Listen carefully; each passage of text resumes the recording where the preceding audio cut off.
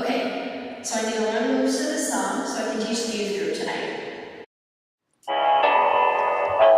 Lean on me when you're not strong, and I'll be your friend. Oh, I'm not getting it. I'll help you.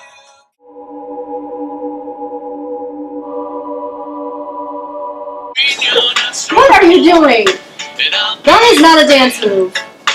I'll help you. Come on, move faster, let's go.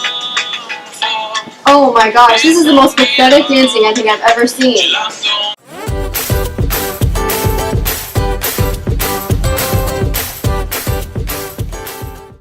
Father, I've seen people do this at Mass. Is that okay? Before I answer your question, a distinction needs to be made here between private, personal prayer and the prayer of the liturgy itself. When St. Paul writes to the Thessalonians, he says that we are called to pray without ceasing.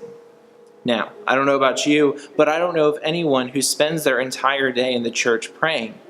At some point, there needs to be a shift from that quiet, meditative, mental prayer that we do, and then move into a different form of prayer as we go throughout the day. Say, the Rosary, some other devotion, or maybe aspiration prayers, those short prayers that just come out as we're doing our work. Either way, as we change from one form of prayer to another, our style of prayer ends up changing. Liturgical prayer is the prayer of the Church, and as such, it has its own unique style and character to it. Personal prayer has a lot of flexibility, but liturgical prayer is a whole different ballgame. The Second Vatican Council reinforces the age-old idea that in the liturgy, no one, even if he be a priest, may add, omit, or change anything in the liturgy of his own authority. This is an essential principle to understand as we look at anything that happens during the liturgical service itself.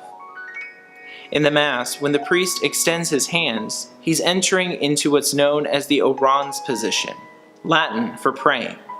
The reason behind this is whenever the priest offers Mass, he's praying on behalf of and for the people gathered together.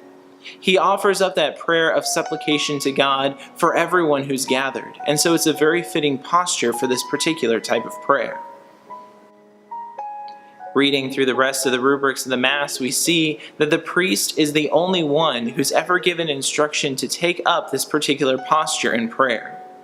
That means that no one should be adding this gesture of their own authority, lest we go against the teachings of the Second Vatican Council. Again, we want to remember that the liturgy is the prayer of the Church, so we're called to follow the rubrics laid down with obedience and humility.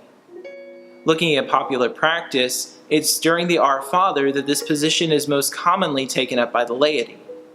Looking at the rubrics of the Mass, we see that during the Our Father, the priest is the only one instructed to extend his hands. Some might suggest that we change directions of our conversation and talk about holding hands during the Our Father, since this is a far more common position.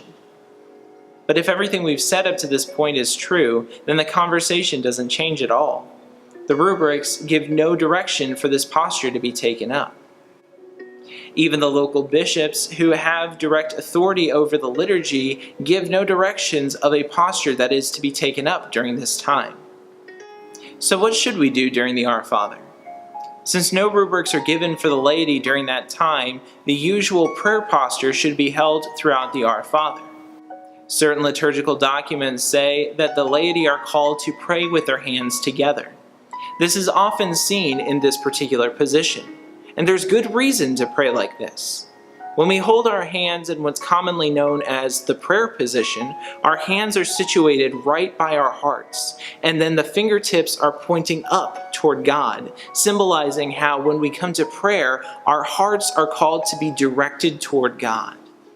I hope that answers your question. Thank you for asking it. Please keep them coming, and never hold back from asking the associate. God bless.